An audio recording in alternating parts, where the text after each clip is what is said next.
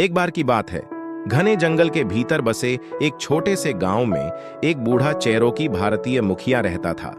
वह अपनी बुद्धिमत्ता के लिए दूर दूर तक जाने जाते थे और कई लोग उनसे मार्गदर्शन चाहते थे।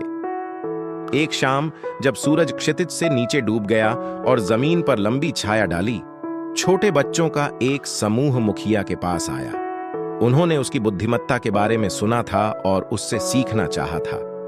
मुखिया उन्हें एक कहानी सुनाने के लिए सहमत हो गया, एक ऐसी कहानी जिसमें एक शक्तिशाली नैतिक सबक था।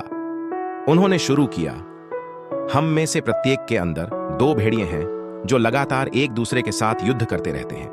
एक अंधेरे का भेड़िया है, क्रोध, ईर्ष्या, घृणा, लालच और अहंकार। दूसरा प्रकाश का भेड़िया है, प्यार, दया, सहानुभूति, विनम्रता और करुणा। बच्चे ध्यान से सुनते रहे जब मुखिया ने आगे कहा, ये दो भेड़िए हर दिन, हर व्यक्ति में एक दूसरे से लड़ते हैं। वे हमारे विचारों और कार्यों पर प्रभुत्व के लिए लड़ते हैं। समझने को उत्सुक बच्चों में से एक ने पूछा, कौन सा भेड़िया जीतता है दादाजी? मुखिया रुका और एक पल के लिए आग को देखता रहा, फिर मुस्कुराया, जो जीतता है मेरे बच्चे वही है जिसे तुम खिलाते हो।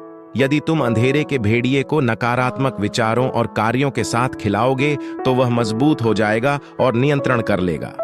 लेकिन यदि आप प्रकाश के भेड़िए को सकारात्मक विचारों और कार्यों से पोषण देंगे तो वह फलेगा फूलेगा। बच्चों ने कुछ देर तक इस पर विचार किया।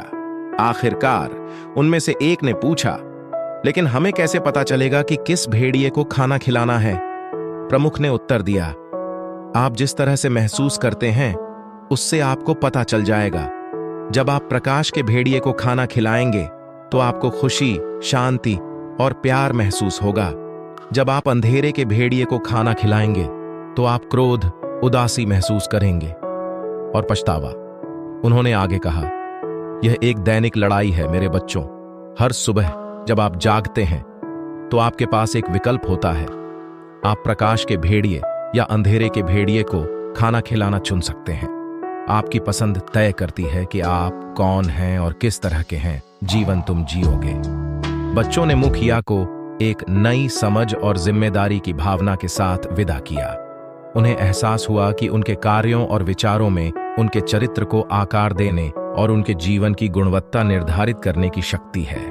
उस दिन के बाद से वे अपने भीतर के भेड़ियों के प्रति अधिक सचेत हो गए और उस भेड़िए को पोषित करने का प्रयास करने लगे जो उनके जीवन में प्रकाश और अच्छाई लेकर आया। और इसलिए इस कहानी का नैतिक स्पष्ट है, जिस भेड़िए को आप अपने भीतर खिलाना चुनते हैं वह अंततः यह निर्धारित करेगा कि आप किस प्रकार के व्यक्ति बनेंगे और आप कैसा जीवन जिएंगे।